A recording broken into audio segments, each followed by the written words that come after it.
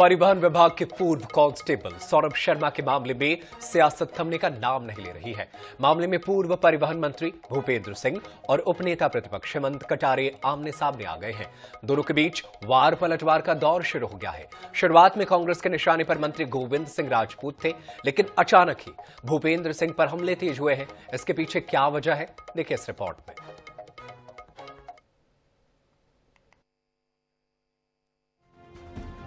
परिवहन विभाग के पूर्व कांस्टेबल सौरभ शर्मा के ठिकानों पर हुई छापामार कार्रवाई में करोड़ों का माल बरामद हुआ था।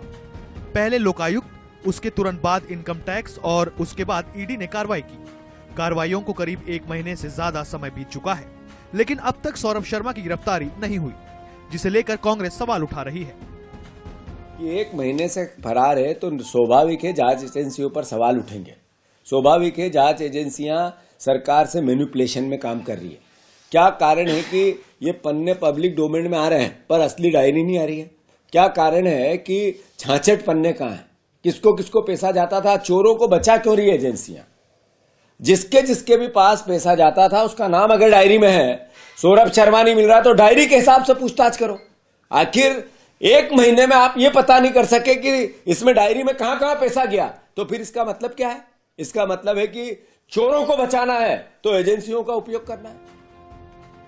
सौरभ शर्मा मामले में शुरुआत में कांग्रेस मंत्री गोविंद सिंह राजपूत पर हमलावर थी, लेकिन अचानक ही कांग्रेस का फोकस बदलता नजर आ रहा है। उपनेता प्रतिपक्ष का आरोप है कि भ्रष्टाचारी सौरभ शर्मा को पूर्व परिवहन मंत्री भूपेंद्र सिंह ने ही जन्म दिया। यही वजह है कि स्वास्थ्य विभाग की जगह उसे परिवहन विभाग में नियुक्ति दी गई। पहली पोस्टिंग भी भूपेंद्र सिंह के विधानसभा क्षेत्र के मालथौन चेक पोस्ट पर हुई। पूर्व मंत्री भूपेंद्र सिंह ने ये जो पूरा जो सरगना अभी पकड़ाया नहीं, अभी फरार है सौरभ शर्मा, कैसे उसको संरक्षण दिया, कैसे उसकी फर्जी नियुक्ति करवाई, और पूरा ये जो करप्शन का मायाजाल था मध्य प्रदेश में, ये कैसे उत्पन्न हुआ और इसमें भूपेंद्र सिंह की क्या भूमिका है, उसको मैं तथ्यों के साथ आपके समक्ष अभी रखूंगा। इन तथ्यों से स्पष्ट है कि पूर्व मंत्री जी झूठ बोल रहे हैं। पूर्व मंत्री जी ने नोटशीट लिखी, पूर्व मंत्री जी ने, और जो नियुक्ति भी प्रदान हुई है सौरभ शर्मा को, उसमें भी उनकी नोटशीट का हवाला देकर के उसको नौकरी मिली है। इन सारे तथ्यों से स्पष्ट है कि पूर्व मंत्री भूपेंद्र सिंह की पूरी संलिप्तता इसमें है। अब इस पूरे मामले में पूर्व मंत्री भूपेंद्र सिंह का कहना है कि जानबूझकर उन्हें फंसाने की साजिश रची जा रही है। उनका दावा है कि उन्होंने सौरभ शर्मा के लिए कभी अनुशंसा नहीं की।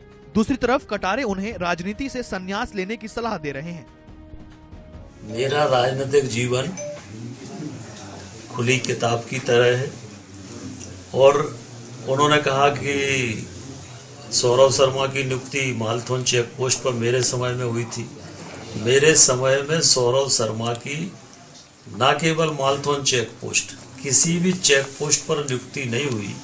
मेरे समय में ऐसा परिवहन मंत्री था जिसने पूरे प्रदेश में चेक पोस्ट बंद कर दिए थे, तो उनको तो मेरी प्रशंसा करना चाहिए कि मैंने तो चेक पोस्ट बंद किए थे।